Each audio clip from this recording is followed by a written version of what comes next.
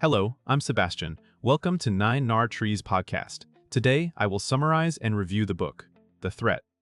In the Atlantic is the eighth installment in Robin Burnage's The Merriman Chronicles, a continuing series that blends maritime adventure, modern conflict, and character-driven suspense. Set against the vast and unforgiving Atlantic, the novel places its cast in a theater where distance, weather, and limited information can be as dangerous as any human adversary.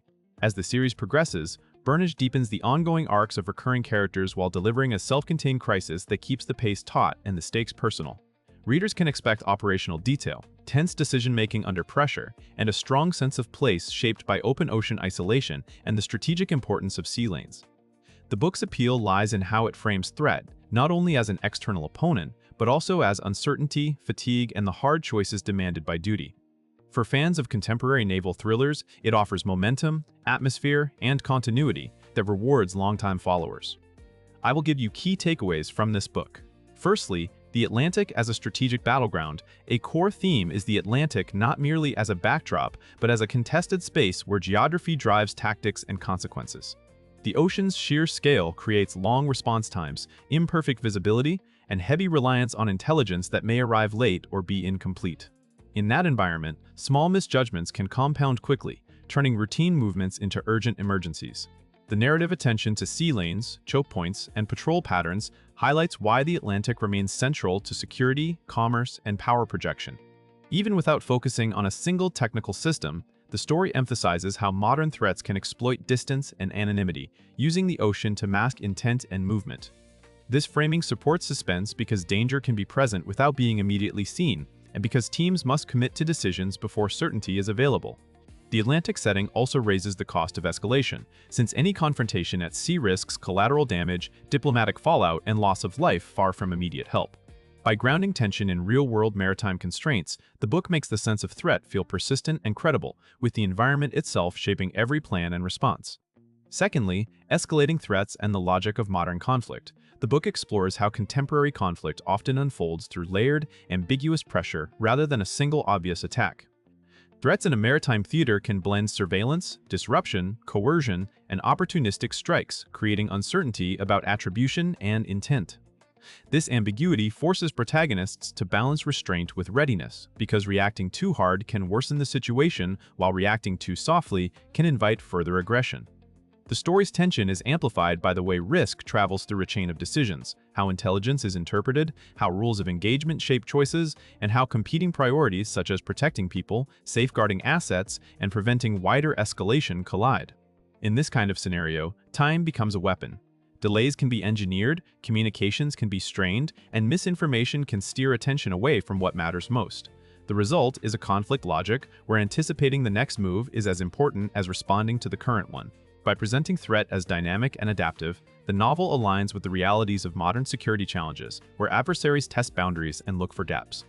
The stakes rise not only through direct danger, but through the possibility that a localized incident could trigger broader consequences. Thirdly, leadership under pressure and decision-making at sea. High-stakes maritime stories succeed when they show the human cost of command, and this installment emphasizes leadership as a series of imperfect choices made with limited information now. At sea, leaders must weigh safety, mission objectives, and ethical responsibility while managing teams that are tired, exposed to danger, and dependent on one another. The book highlights how command is not only about issuing orders, but also about building trust, maintaining morale, and creating clarity when events become chaotic. Practical challenges such as coordinating across distances and maintaining operational readiness become tests of character. A leader's credibility can hinge on whether they communicate intent, listen to specialists, and adjust quickly when plans stop matching reality.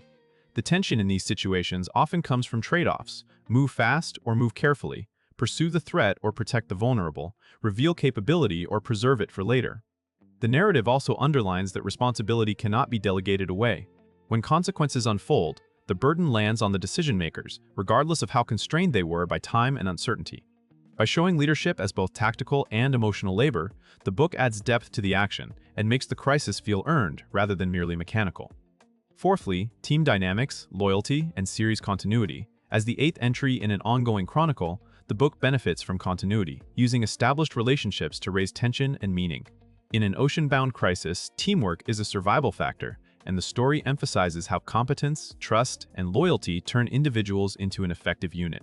At the same time, long-running series dynamics allow for friction, old disagreements, differing risk tolerances, and personal priorities that can complicate collaboration. This mix creates stakes that are not only strategic but interpersonal because the costs of failure are carried by people who have history together. The narrative value of continuity is that it can deepen moments that might otherwise be routine, such as briefing rooms, handovers, and rapid planning sessions. When characters know each other well, dialogue can be sharper and decisions more loaded, because everyone understands what is at risk beyond the immediate mission. The book also uses the team perspective to show how large threats are managed through many small actions, from observation and reporting to maintenance and logistics.